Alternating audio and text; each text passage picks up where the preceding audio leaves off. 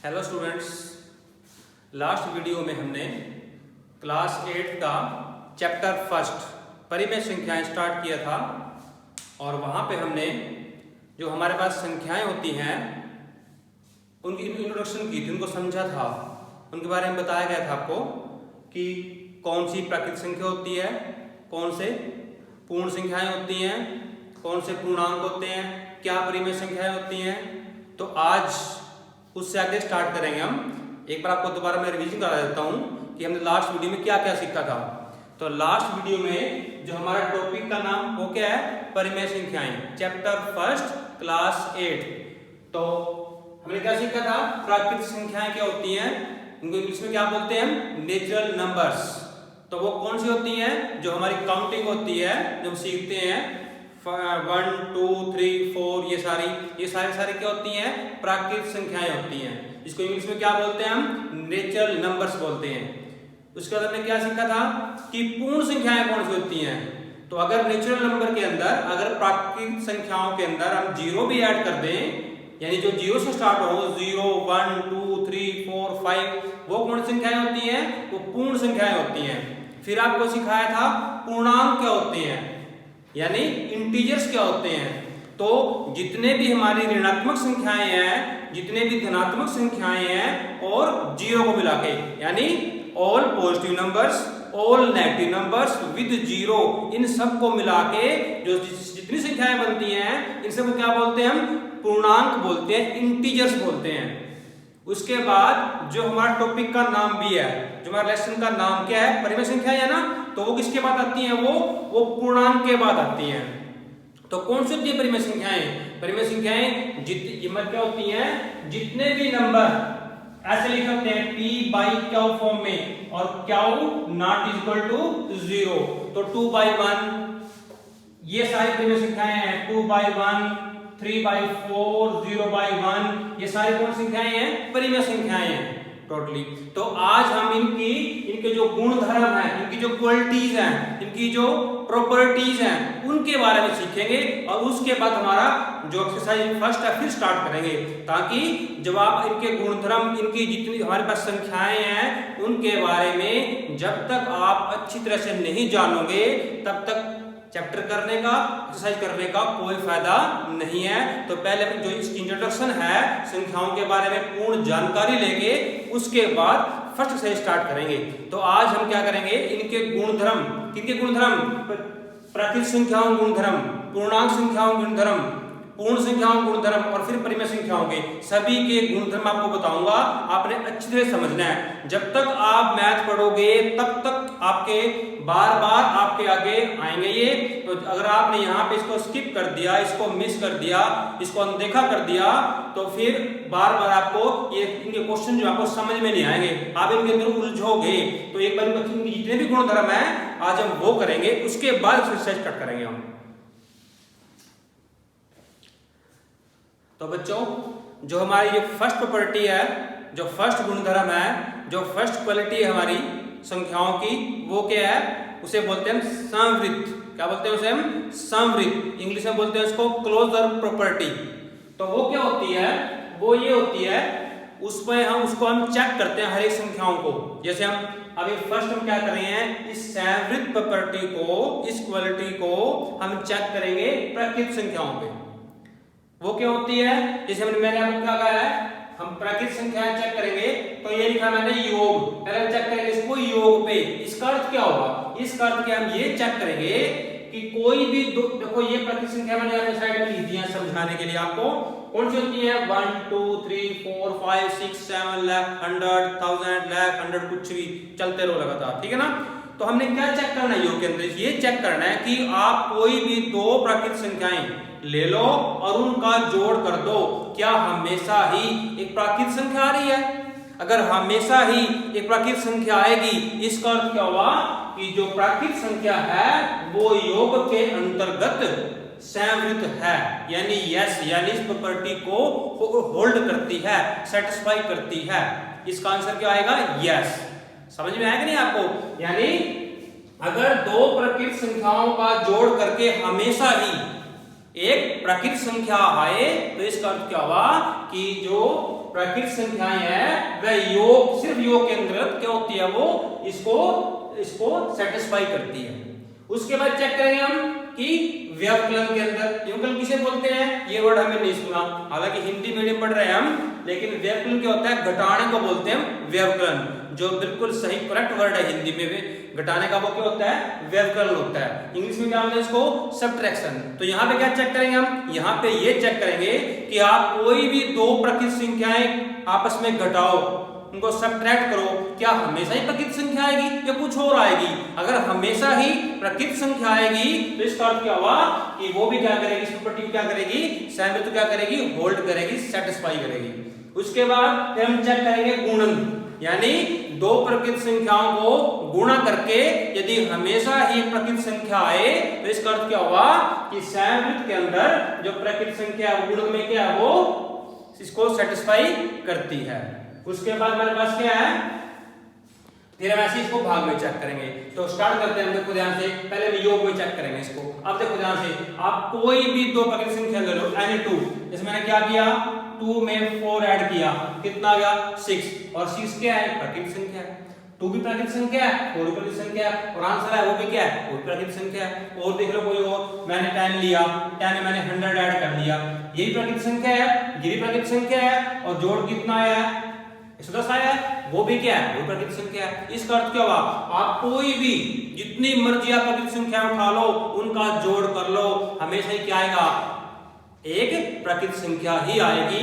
इसका अर्थ क्या हुआ कि प्रकृत संख्याएं योग के अंतर्गत संवृत हैं, यानी इस प्रॉपर्टी को सेटिस्फाई करती हैं। उसके बाद देखो आप व्यवकलन में घटाने में देखते, देखो इसको हम, अब देखो ध्यान से, मैंने क्या लिया, 4 और 2 लिया, 4 और 2 लिया, मैंने 4 में से 2 घटा दिया, 4 भी क्या है हमारे पास, ये प्रकृत संख्या है, 2 क्या है, वो प्रकृत संख्या है, उनको आपस में घटाया, कितना आया, 2, क्या आ गया, प्रकृत संख्या आ गई, बिल्कुल सही आ गई। फिर मैंने क्या किया, फिर मैंने 2 - 4 कर दिया, अब आंसर क्या आ रहा है 2 - 4 के, अब आ रहा है -2, क्या प्रकृत संख्या आ रही है, देखो क्या -2 वहां पे है प्रकृत संख्या में, बिल्कुल नहीं है। इसका अर्थ क्या हुआ कि जब आप दो प्रकृत संख्याओं को घटाओगे ना, कभी तो प्रकृत संख्या आएगी और कभी नहीं आएगी, यानी हर बार दो प्रकृत संख्याओं को घटाने से एक प्रकृत संख्या नहीं आती, कभी आती है कभी नहीं आती है। इसका अर्थ क्या हुआ कि प्रकृत संख्याएं व्यवकलन के अंदर संवृत नहीं है, तो यहाँ पे क्या आएगा, नो आएगा। It's okay. थर्ड मेथड क्या है हमारे पास, गुणन, मल्टीप्लिकेशन। इसका अर्थ क्या हुआ कि कोई भी आप दो संख्या ले लो, हर बार दो प्रकृत संख्याओं को गुणा करने के बाद एक प्रकृत संख्या ही आनी चाहिए, अगर कुछ और आ रही है फिर वो इसको सेटिस्फाई नहीं करेगी। चेक करते हैं, देखो ध्यान से, मैंने क्या किया, मैंने 2 को 4 से मल्टीप्लाई कर दिया, 2 भी क्या हमारे पास, 2 भी प्रकृत संख्या है और 4 भी क्या है, प्रकृत संख्या है, उनको आपस में गुणा किया हमने, कितना आ गया, 8 आ गया, ये भी क्या है, प्रकृत संख्या ये भी। और देखो जैसे मैंने एक उठाया 3, एक उठाया मैंने 100, 3 भी क्या है, प्रकृत संख्या है, 100 क्या है, वो प्रकृत संख्या है, उनको आपस में गुणा किया हमने, कितना आ गया, 300 आ गया, और वो भी क्या है, वो प्रकृत संख्या है। इसका अर्थ क्या हुआ, अब जो मर्जी उठा लो अपनी मर्जी से, कोई भी एग्जांपल ले लो आप, कोई भी उदाहरण ले लीजिए, जब भी आप दो प्रकृत संख्याओं को गुणा करोगे ना, हमेशा ही क्या आएगा, हमेशा ही एक प्रकृत संख्या आएगी। इसका अर्थ क्या हुआ कि प्रकृत संख्याएं गुणन के अंदर संवृत हैं, इस प्रॉपर्टी को होल्ड सेटिस्फाई करती हैं, तो यहाँ पे इसका आंसर क्या आएगा, यस। उसके बाद मेरे पास कहां चेक करेंगे इसको हम, भाग में, तो चेक करेंगे हम डिवीजन में। अब देखो ध्यान से आवाज, हमने क्या किया, 4 लिया और इसको किससे भाग किया, 2 से भाग किया, करो 4/2, इसको 4 2 से भाग करेंगे, कितना आएगा, 2 आएगा, तो 4 भी प्रकृत संख्या है, 2 भी प्रकृत संख्या है, हमने 4 को 2 से भाग किया, आंसर कितना आ गया, 2, और 2 भी क्या है, प्रकृत संख्या है, ठीक है। उसको क्या किया फिर हमने क्या किया, 8 को हमने भाग किया 4 से, तो 8 को 4 से भाग करोगे, आंसर कितना आएगा, 2, ये भी क्या आ गया, प्रकृत संख्या आ गया। देखो ध्यान से, फिर हमने क्या किया, 2 को 4 से भाग, 2 को हमने भाग किया 4 से, इस बात से लिखते हैं पहले हम, 2 को भाग किससे करेंगे, 4 से करेंगे, तो 2/4, तो आंसर काट कितना आएगा, 1/2 आ रहा है इसका आंसर, जब भी आप 2 को 4 से भाग करोगे तो आंसर कितना आएगा? 1/2 आएगा। ठीक है, क्या 1/2 वहां पे प्राकृतिक संख्या है कोई? तो 1/2 क्या प्राकृतिक संख्या नहीं है। तो जब भी आप दो संख्याओं को भाग करोगे, जब भी आप दो प्राकृतिक संख्याओं को भाग करोगे तो हमेशा प्राकृतिक संख्या नहीं आने वाली है। कभी प्राकृतिक संख्या आएगी और कभी प्राकृतिक संख्या नहीं आएगी। इसका अर्थ क्या हुआ कि प्राकृतिक संख्याएं भाग के अंतर्गत संवृत नहीं है। तो यहाँ पे आंसर क्या आएगा इसका? 9। तो यहाँ पे हमने क्या सीखा है? हमने संवृत प्रॉपर्टी को सीखा है कि वो, ठीक है ना, इस प्रॉपर्टी को प्राकृतिक संख्याएं कहां पे सेटिस्फाई करती हैं, कहां पे सेटिस्फाई नहीं करती हैं। तो क्या सीखा है कि योग के अंदर करती हैं, व्यवकलन के अंदर सेटिस्फाई नहीं करती हैं, गुण के अंदर करती हैं और भाग के अंदर नहीं करती हैं। ओके स्टूडेंट्स, अभी हमने क्या सीखा है? अभी सीखा था हमने प्राकृतिक संख्याओं पे हमने ये जो गुणधर्म है संवृत, इसको अप्लाई किया था, चेक किया था कि प्राकृतिक संख्याएं कहां पे इस प्रॉपर्टी को होल्ड करती है, सेटिस्फाई करती है और कहां पे सेटिस्फाई नहीं करती है। अब हम चेक करेंगे पूर्ण संख्याओं को। ठीक है, अब तो पूर्ण संख्या देखो वहां पे मैंने साइड में लिख दिया। पूर्ण संख्याएं कहां स्टार्ट होती हैं? 0 स्टार्ट होती है। 0 1 2 3 4 5 6 अप टू चलती रहती हैं। तो यहाँ पे हम देखो ध्यान से, फर्स्ट क्या सीखेंगे हम चेक करेंगे पूर्ण संख्याओं को, योग पे चेक करेंगे। हम कहां पे चेक करेंगे? योग पे। अब दो पूर्ण संख्याओं को भी उठाओ, उनको जोड़ के देखो, अगर हमेशा ही एक पूर्ण संख्या आएगी तो इसका अर्थ क्या होगा कि पूर्ण संख्याएं योग के अंतर्गत संवृत होंगी, यानी इसका आंसर क्या होगा? यस, इसको सेटिस्फाई करेगी। अब देखो सावधान ध्यान से, वहां उठाओ कोई भी। मैंने 0 में 5 ऐड कर दिया, आंसर कितना आया? 6। 0 भी क्या है? पूर्ण संख्या है। 5 भी क्या है? पूर्ण संख्या है। और जो इसका आंसर है वो भी क्या है? वो पूर्ण संख्या है। और कुछ ऐड कर लो बेटा। मैंने क्या किया? 5 में 100 किया ऐड, कितना गया? 105। 5 क्या है? पूर्ण संख्या है और 100 क्या है? वो पूर्ण संख्या है। दोनों को जोड़ दिया, कितना है? 105 आ गया। वो भी क्या है? वो पूर्ण संख्या ही है। इसका अर्थ क्या हुआ कि आप कोई भी दो पूर्ण संख्याएं उठा लो, हमेशा ही जोड़ने के बाद क्या आएगी? एक पूर्ण संख्या आएगी। इसका अर्थ क्या हुआ कि पूर्ण संख्याएं योग के अंतर्गत संवृत हैं। इसका आंसर क्या होगा? यस। अब कहां चेक करेंगे इसको? हम व्यवकलन में, यानी घटाने में। यानी हम कोई भी दो पूर्ण संख्याएं उठाएंगे, अगर उन दोनों घटाने के बाद हमेशा ही पूर्ण संख्याएं आएंगी तो हम बोलेंगे कि यस, पूर्ण संख्याएं व्यवकलन के अंतर्गत संवृत हैं। चेक करते हैं इसको, देखो ध्यान से। मैंने क्या किया? मैंने 5 में से 0 माइनस कर दिया, तो 5 भी क्या है? पूर्ण संख्या है। 0 भी क्या है? पूर्ण संख्या है। आपस में घटाया, आंसर कितना आ गया? 5 आ गया। ये भी क्या है? पूर्ण संख्या है। It's okay. उसमें क्या किया हमने? फिर मैंने 0 लिया, 0 माइनस 3। 0 भी क्या है? पूर्ण संख्या है और 3 क्या है? वो पूर्ण संख्या है। इनको आपस में घटाया, देखो आंसर पूर्ण संख्या आ रहा है। देखो 0 माइनस 3 कितना आ गया? -3 आ गया। ये हमारे पास क्या है? पूर्ण संख्या नहीं है। इसका अर्थ क्या हुआ? इसका अर्थ ये हुआ कि जब भी आप दो पूर्ण संख्याओं को घटाओगे, हमेशा पूर्ण संख्या नहीं आएगी, कभी आएगी और कभी नहीं आएगी। इसका अर्थ क्या हुआ? इसका आंसर क्या हुआ? 9, यानी पूर्ण संख्याएं व्यवकलन के अंतर्गत संवृत नहीं है, इसको सेटिस्फाई नहीं करती हैं। उसके बाद चेक करेंगे इसको हम गुणन में, गुणा करते हुए क्या हमेशा ही दो पूर्ण संख्याओं की गुणा करने पर क्या एक पूर्ण संख्या आती है? चेक करते हैं इसको, देखो ध्यान से। मैंने क्या किया? 2 क्या है? पूर्ण संख्या है। 4 भी क्या है? पूर्ण संख्या है। गुणा करो, कितना आ गया? 8 आ गया। वो भी क्या है? पूर्ण संख्या है। उसके बाद मैंने क्या किया? 0 पूर्ण संख्या गुणा किया 3 से, ये पूर्ण संख्या, 2 पूर्ण संख्या गुणा की, आंसर कितना आ गया? 0 और 0 भी क्या है? पूर्ण संख्या है। इसका अर्थ क्या हो? आप कोई भी ले लीजिए, जब भी आप दो पूर्ण संख्याओं को गुणा करोगे, हमेशा ही क्या आने वाली है? हमेशा ही एक पूर्ण संख्या आएगी। इसका अर्थ क्या हुआ कि पूर्ण संख्याएं गुणन के अंतर्गत संवृत हैं, इस प्रॉपर्टी को सेटिस्फाई करती हैं। इसका आंसर क्या होगा? यस। उसके बाद मेरे पास क्या है? फोर्थ क्या है? भाग। हम उसको भाग पे चेक करेंगे। अब देखो इसको, दो पूर्ण संख्याएं लेंगे और उनको भाग करेंगे आप और चेक करेंगे कि क्या हमेशा पूर्ण संख्या आ रही है। तो देखो ध्यान से, मैंने क्या किया बेटा, इसमें मैंने 4 एक क्या है, पूर्ण संख्या है, इसको भाग किया 1 से।